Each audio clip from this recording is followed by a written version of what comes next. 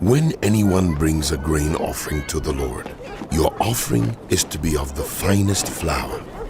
You are to pour olive oil on it, put incense on it, and take it to Aaron's sons, the priests.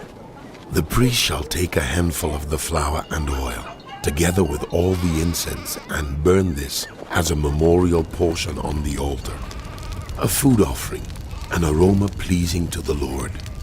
The rest of the grain offering belongs to Aaron and his sons.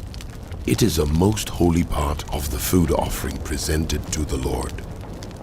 If you bring a grain offering baked in an oven, it is to consist of the finest flour, either thick loaves made without yeast and with olive oil mixed in, or thin loaves made without yeast and brushed with olive oil.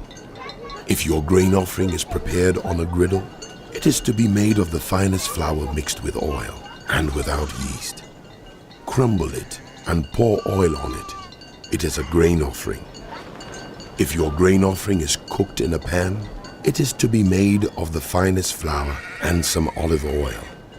Bring the grain offering made of these things to the Lord. Present it to the priest, who shall take it to the altar. He shall take out the memorial portion from the grain offering and burn it on the altar as a food offering, an aroma pleasing to the Lord. The rest of the grain offering belongs to Aaron and his sons. It is a most holy part of the food offerings presented to the Lord. Every grain offering you bring to the Lord must be made without yeast, for you are not to burn any yeast or honey in a food offering presented to the Lord.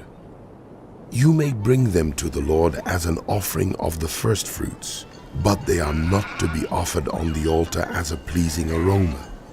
Season all your grain offerings with salt.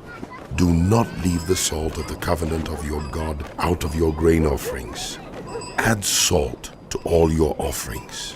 If you bring a grain offering of first fruits to the Lord, offer crushed heads of new grain roasted in the fire.